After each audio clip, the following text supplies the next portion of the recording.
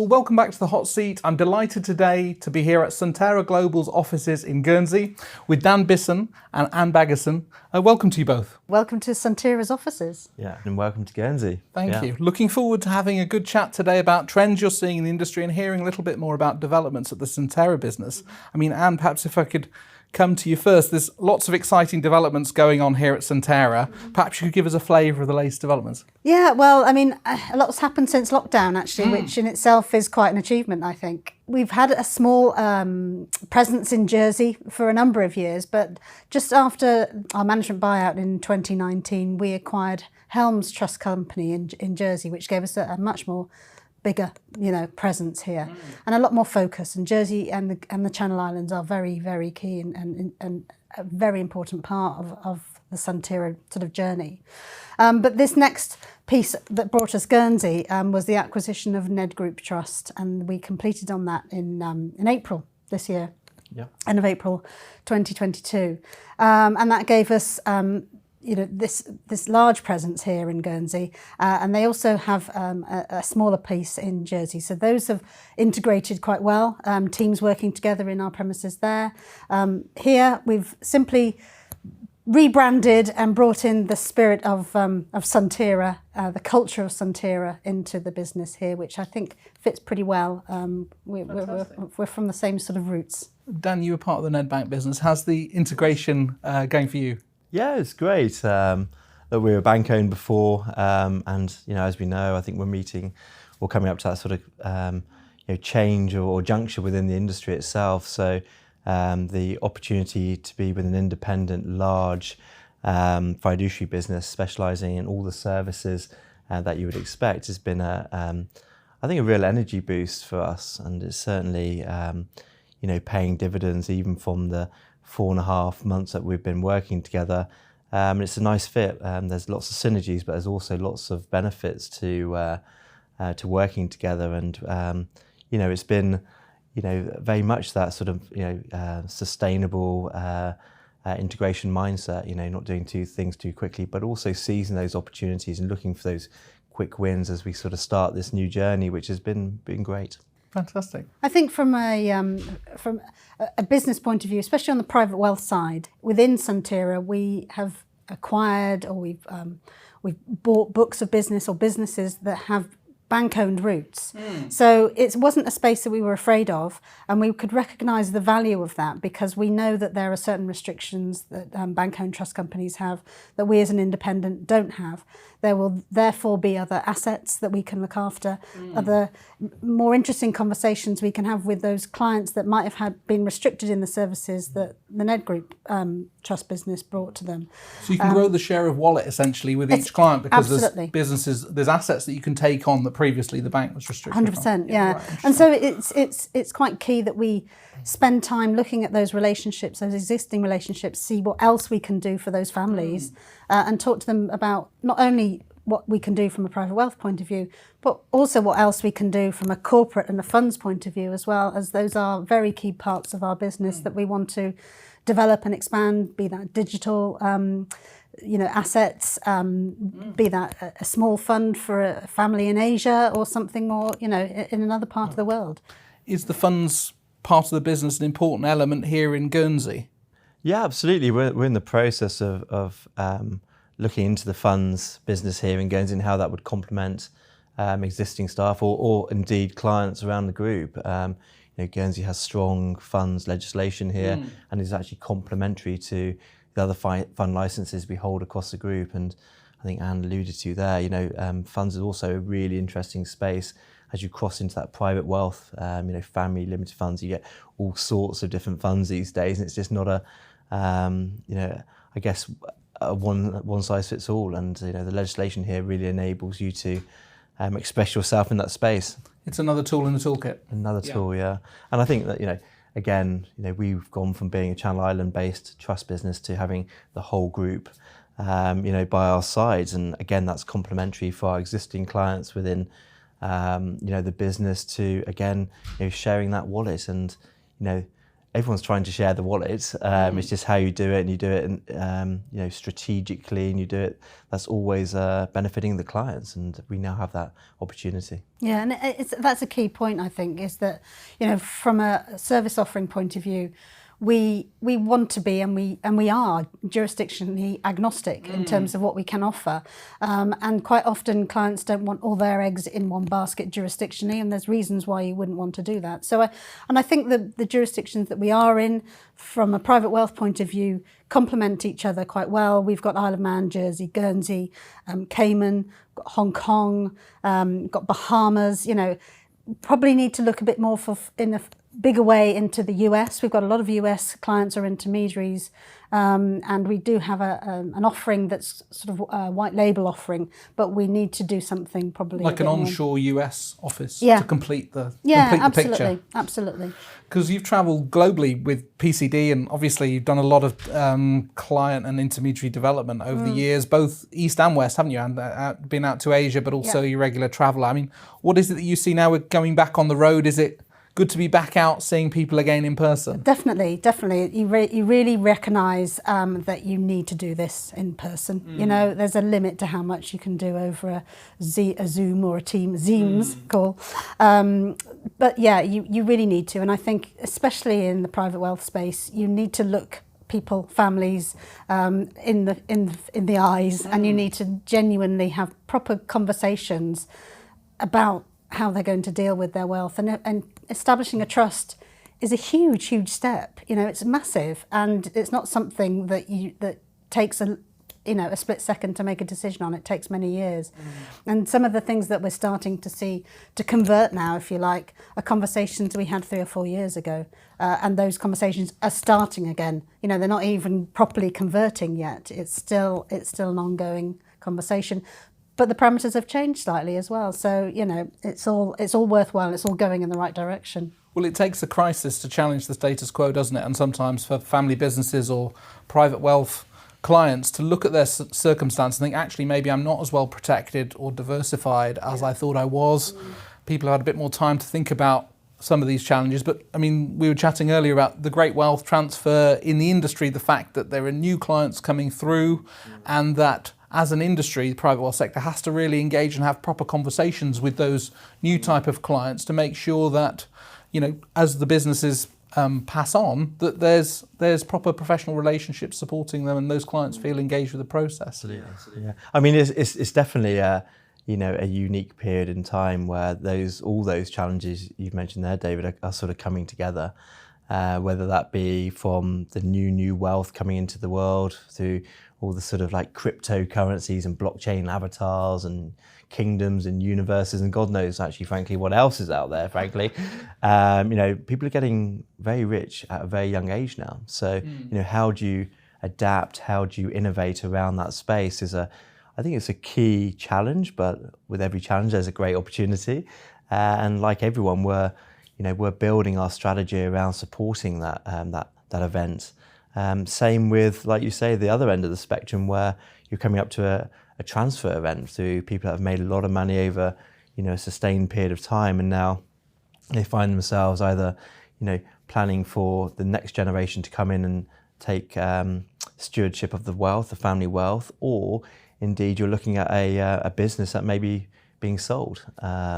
Or actually maintain and manage through the next era and the next leadership of that business. And all of those really culminate in how do you bring that together. And a lot of the families that we're speaking to are thinking of charters and sort of family governance framework about pulling that together, because it's never really too early to start that process, because, well, frankly, you never know. But also it's the education process that puts the foundations in place to enable that to happen. So how do we interact with the next generation? How do they want to interact is a big one. So for me, it's a great challenge. It's a great opportunity. And from, again, coming back to, being part of Suntera, it's something that they want to invest in. They want to do it properly. And for me, that's half the battle. That's more than half the battle. And now, it's really sort of, honing in on the opportunity. And, we have clients already, and they're probably all wrestling these own challenges in their own, four walls, if you like, and we're here to help and support. And you've got to bring talent through in this business as well, don't you, so that those new clients coming through have a counterpart, a peer that can understand them and take the relationship forward. So as a management perspective, it's quite interesting, isn't it, that you have to bring the right talent through here? Definitely, and that's a way of enticing people to work for us. It's the market. As an employer, it's very, very difficult to recruit the right people, or to recruit anyone actually at the moment. It's very, very difficult. It's very, very competitive. But we need to have we need to entice people for other reasons, and if we can give them some interest in their own career path, and to be empowered to take on a role that they might not have in another hierarchical institution, if you like, or firm, then that's an opportunity. And I think even if you're sitting around a table with a family that they've brought someone in from another generation, you didn't know about it, then think about it.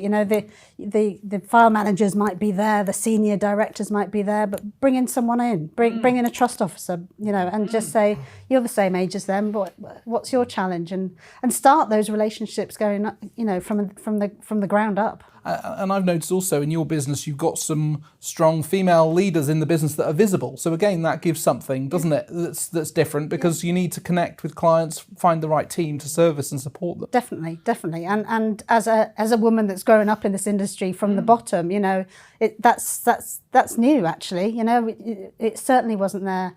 For the first 10, 15 years of my career, there were no sort of female leaders to encourage you really to do that. And I think it's an important responsibility of ours to do, not just from a sort of female leader point of view, but from every area. It's important to have that sort of range and diversity across the group. Yeah, definitely. And I think it is, from my perspective, it's it's presented an enormous opportunity for staff to really find the right role for their capabilities, and being part of a bigger group does that. Suntera are very open to people moving, whether it's locations, whether it's jobs, whether it's roles, and it really is there to maximise people's skills, and that's been incredibly eye-opening. And if you're good enough and you want to progress, then there's no inhibitors, and that's part of retaining staff as well. Keep stimulating their mindset to get better and better, because there are certain stages in your career where you come in and actually you don't know what you're good at and you don't know what you're bad at, frankly, and you've got to almost go along that journey. And there's that option and that ability to try different things in this business, which is really refreshing and really rewarding, because it's not always been like that. I think that is a change again through, I guess, the millennials' influence on the market. And that's both challenging in some ways, because everyone has different things. Flexible working hours has come under the spotlight through COVID, and more working from home. And when you're in that relationship driving business, they present challenges. But it's having that flexibility to listen is the key thing.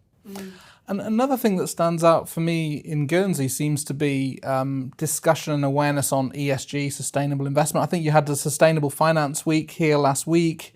A lot of advisors seem very up the curve and passionate about that area. Is that something you see factoring through into the business here? More clients talking about it, but also other professionals looking at how you can support clients on making ESG or impact investment decisions? Yeah, definitely. And again, as our clients get younger, they're more aware of the impact on the environment, and how they, I think in their own way, support that through an investment strategy.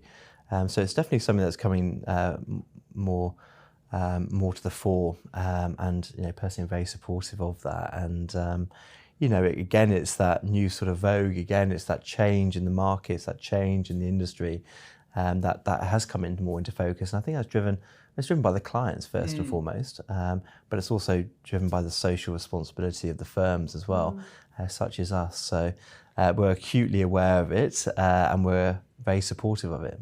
It's a big thing, ESG, for us as a business. It really is. And it's one of the main focuses we had, soon after our management buyout, in that we wanted to make a bit of a difference, and in many of our jurisdictions, most of them we're on islands in every jurisdiction. So the sea was a key part of that, and keeping the sea clean. In the Isle of Man, we launched a campaign that involved local schools to create some designs for these structures that we're collecting bottles off the beaches and things like that. That's something we're going to replicate in Jersey and Guernsey and Cayman, and we want to do that in every jurisdiction. Just that's the small piece, but it takes in the community piece as well as the environmental piece. And like the governance piece again it's what we do. We are responsible, we are trustees, we are in the world of corporate responsibility.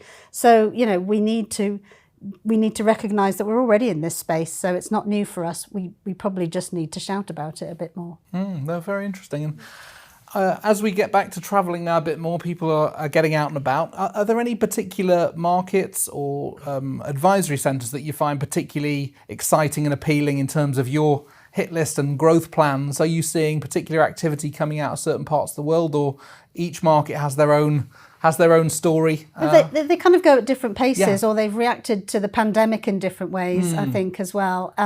But Asia is somewhere where we haven't been able to get to for obvious reasons. So we're excited to be doing that again.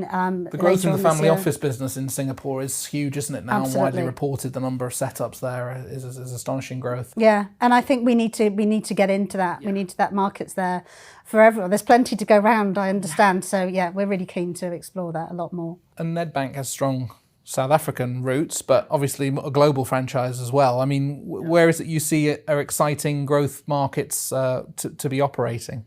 Yeah, well, I think first and foremost, I think the exciting bit about this is actually how the world has become a lot smaller through this process. And actually getting the connectivity of your clients and the migration patterns, where they're working, where they're earning money, where they're structuring, whether how split out they've become. But I think the US is a strong market, and clearly that's a sort of a feeding point for many markets. Latin America is a key market for us. Obviously, we have the Caribbean offices, so that would be definitely somewhere to look at, and all the normal suspects, I guess, Middle East. But we do have strong roots into Africa. Actually, Suntera had them already, but we obviously extend nicely into that, and will allow us to use our networks together to I think make it a more cohesive offering in many respects as to what we do. And I'm sure we probably know someone who knows someone who knows someone, but actually, how do you bring that to life? And that's the key element, how you convert these days.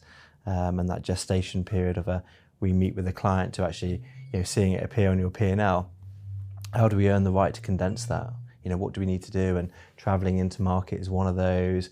Speaking at events, talking on presentations like this with you, David, is clearly one of those things that we need to really get our name and our brand at the forefront of everyone's mind when they come to thinking about funds, corporate, private wealth. Great. Well, look forward to seeing you both tomorrow night and sharing this interview with the members. Pleasure. Thanks very much. Okay, thank you. No problem. Thanks, David.